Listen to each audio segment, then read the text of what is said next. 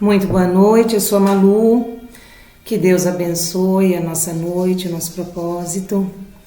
E hoje nós vamos fazer uma reflexão sobre o versículo bíblico de Marcos: salva-te a ti mesmo e desce da cruz. E aí, sobre esse versículo, Emmanuel, no livro Caminho, Verdade e Vida, ele escreve com o título Ao Salvar-nos. Mas antes gostaria de convidá-los a uma prece, né? Elevando os nossos pensamentos e os nossos corações a Jesus, fechando os nossos olhos, elevando-nos em prece.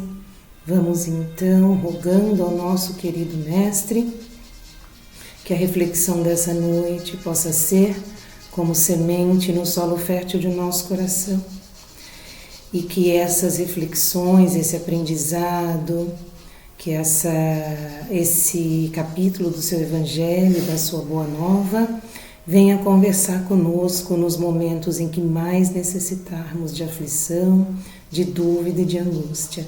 Querido Jesus, abençoa-nos o propósito de aprender, de nos iluminar, iluminando o mundo. Sê conosco, Jesus, que assim seja. Então, o versículo bíblico é: salva-te a ti mesmo e desce da cruz, em Marcos 15:30. E Emmanuel, com o título Ao Salvar-nos, ele diz assim: esse grito de ironia dos homens maliciosos continua vibrando através dos séculos. A criatura humana não podia compreender o sacrifício do Salvador. A terra apenas conhecia vencedores que chegavam brandindo armas cobertos de glórias sanguinolentas, heróis da destruição e da morte a caminho de altares e monumentos de pedra. Aquele Messias, porém, distanciava-se do padrão habitual.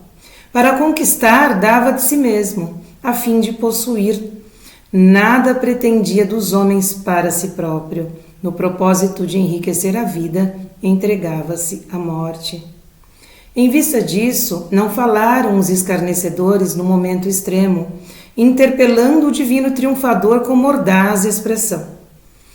Neste testemunho, ensinou-nos o Mestre que, ao salvar-nos no campo da maldade e da ignorância, ouviremos o grito da malícia geral nas mesmas circunstâncias.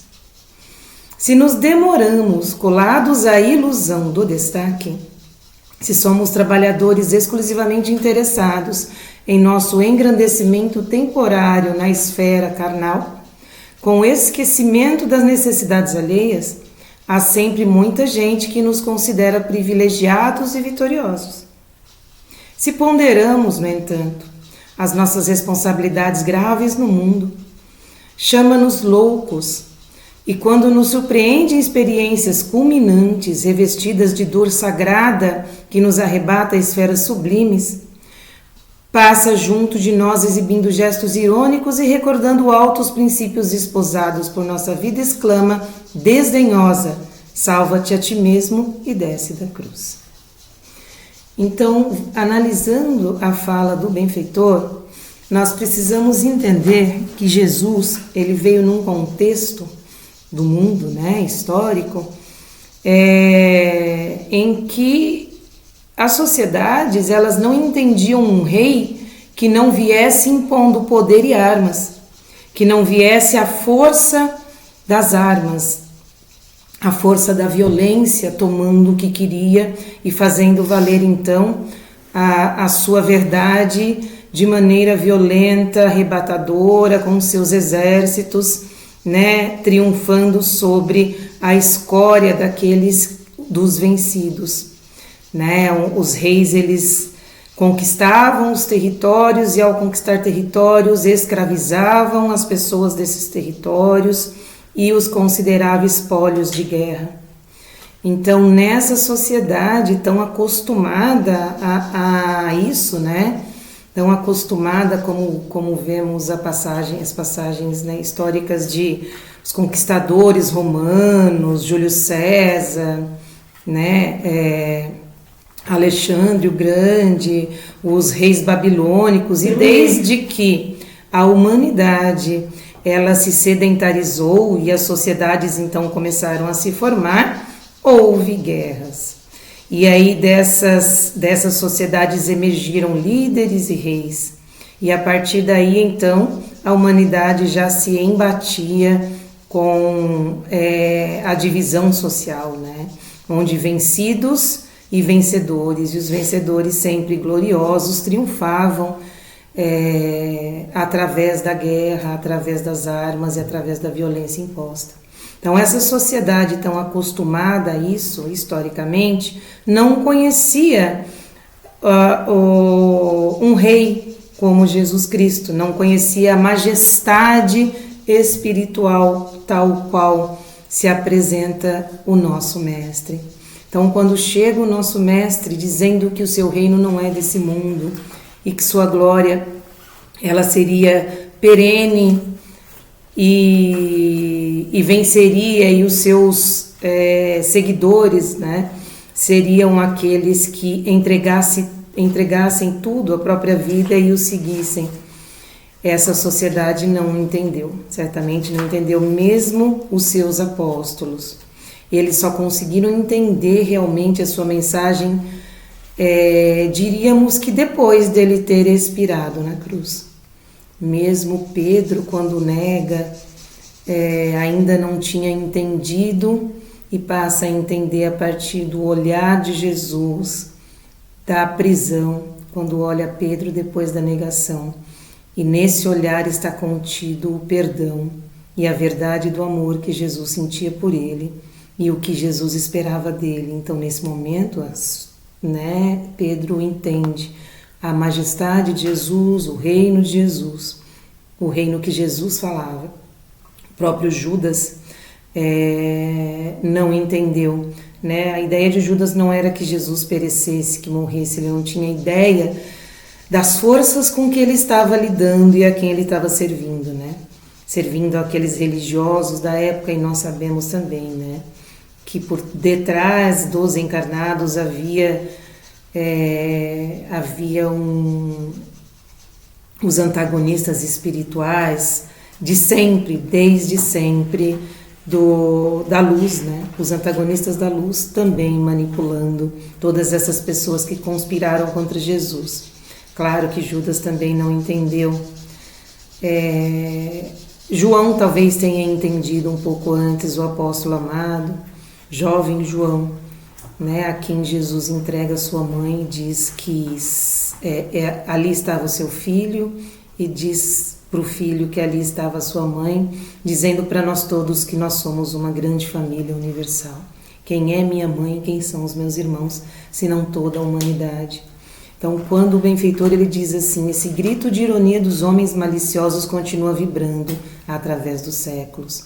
E qual foi, então, a lição de Jesus ao expirar na cruz? Sendo que, como o espírito da estirpe dele, da esfera crística, né, ele que arquitetou o nosso planeta, ele poderia sim sair da cruz, poderia sim simplesmente desaparecer, como desapareceu o seu corpo, né? Então, o seu corpo físico, depois da morte. Então, esse rei, o sacrifício dele foi uma lição. Tudo que ele fez foi uma lição, e o seu sacrifício também foi uma grande lição. Uma lição do silêncio, que ecoa em nossas almas e ecoará eternidade afora. Esse silêncio, né? Esse silêncio que grita e nos diz tanto e que atravessa as nossas almas até os dias de hoje. E, no entanto, ainda hoje, 2025 anos depois, muitos de nós ainda não entendemos a sua grandeza, a grandeza desse rei, né, que aqui esteve, de sua majestade. Aquela majestade, como diz aqui o benfeitor, aquele Messias, porém, distanciara-se do padrão habitual. Para conquistar, ele dava de si mesmo. Que rei nós conhecemos? Rei humano, que para conquistar dá de si mesmo. Na história, né? Que rei nós conhecemos? Que para conquistar dava de si mesmo. Se eu acabei de dizer que esses reis eles conquistavam os territórios e as pessoas eram espólios de guerra. A fim de possuir, nada pretendia dos homens para si próprio. Se nós conhecemos a instituição da escravidão, apoiada e justificada pela igreja que se dizia cristã, de pessoas que escravizavam pessoas porque se diziam superiores e exploravam até a morte o seu trabalho e a sua força de trabalho. Então, olha só a distância que existe entre a majestade de Jesus e a majestade terrena. Nada pretendia dos homens para si próprio no propósito de enriquecer a vida, entregava-se à morte. E esse paradoxo nós ainda não conseguimos entender. Para conquistar a vida, ele se entregou à morte, e ali estava uma grande lição. Assim não tivesse feito, e nós ainda não compreenderíamos a sua mensagem, nem mesmo seus apóstolos a teriam compreendido, se ele no silêncio não expirasse na cruz, torturado, vilipendiado, morto e esquecido, abandonado, inclusive pelos seus mais próximos. Em vista disso, não faltavam escarnecedores no momento extremo, interpelando o divino triunfador com mordaz expressão. E aí, aqueles que o estavam crucificando, né, os religiosos e o poder da época, eles questionavam: você não é rei? Por que não se salva? Né, com a ironia de sempre. E o que é que Jesus respondeu? Silêncio. E o olhar de perdão. Jesus conhecia cada um. E Ele nos conhece também. Ele sabia aquilo que nós ainda não sabemos e o que na época os escarnecedores não sabiam. Ele conhecia intimamente cada um. Conhecia muito mais do que a pessoa era, mas ele conhecia o que a pessoa viria a ser.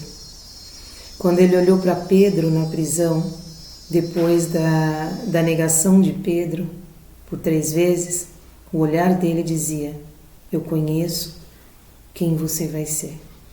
Eu conheço a pedra fundamental da minha igreja. Não igreja no sentido depois que a história nos mostrou, instituição de poder, mas a igreja que é aquela que acolhe os necessitados, que é aquela que coloca em prática as lições do Evangelho deixado por Jesus. Quando ele foi salvar Judas, depois já de expirado na cruz, em espírito, vai até o plano espiritual onde Judas tinha se arrojado depois do suicídio, seu espírito. Ele sabia quem Judas poderia vir a ser, porque ele conhecia. Quando Judas dá nele o beijo da traição, ele diz: amigo, aqui vens. Porque para ele realmente Judas era um amigo e nunca deixou de ser. Então, por mais que a gente se sinta às vezes como quem trai Jesus e as suas lições, não nos esqueçamos. Ele nos vê. E Ele vê a nossa luz. Ele vê o gen divino do qual nós fomos construídos, o nosso vir a ser. E Jesus é a esperança. E é a esperança, através dos olhos da esperança, que Ele olha para nós todos os dias e fala: você pode muito mais do que imagina. Você é muito maior do que imagina. Como Ele disse: vós sois deuses, poderão fazer o que eu fiz e muito mais. Então, não que a gente espere projetos megalômanos ou expirarmos na cruz como Jesus, quem somos nós, mas Ele espera de nós no dia a dia um olhar carinhoso e caridoso, o coração que pode sentir a dor do outro, aquele que olha para uma criança em sofrimento, aquele que olha para um ser humano em sofrimento. Eu vejo um exemplo disso em Padre Júlio Lancelotti, que cuida dos moradores de rua, cuida das vítimas do descaso e da indiferença, ele cuida dos invisíveis. E Jesus assim não fez. Jesus não procurou os invisíveis, os pescadores, os simples e os humildes.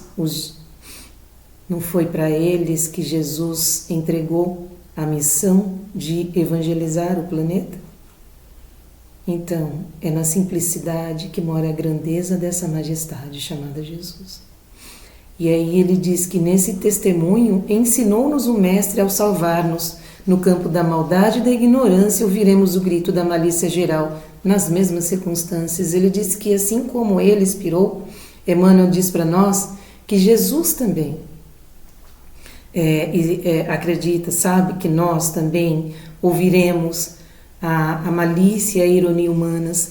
Nós que estamos ainda engatinhando no caminho espiritual, mas que já estamos caminhando, ouviremos daqueles, né, que ainda não enxergaram a grandeza e a necessidade da vida espiritual, da construção de uma vida para a vida depois da vida, conforme disse Jesus, no mundo que não é a Terra ainda, né?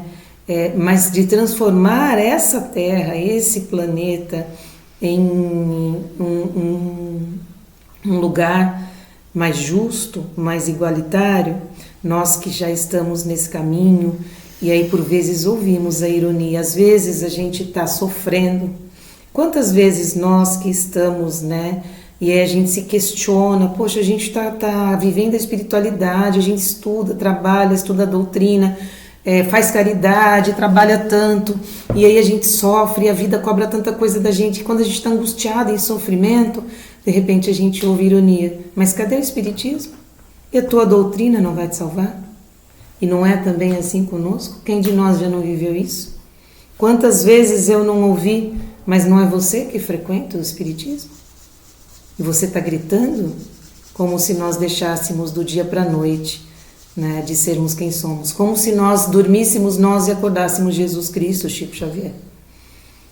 Né? Se nos demoramos colados à ilusão do destaque, se somos trabalhadores exclusivamente interessados em nosso engrandecimento temporário na esfera carnal, com esquecimento das necessidades alheias, há sempre muita gente a nos considerar privilegiados e vitoriosos, ou seja, né, se nós somos as pessoas que não estão ligadas à espiritualidade, que estão só vivendo aí as questões materiais, né? Somos seres extremamente materializados e aí nos colocamos como alguém de sucesso material, né? Hoje em dia, com o advento da internet e das redes sociais, a gente vê tanta coisa, pessoas muito bem-sucedidas, entre aspas, e aí essas pessoas têm tantos seguidores e tantos admiradores, né?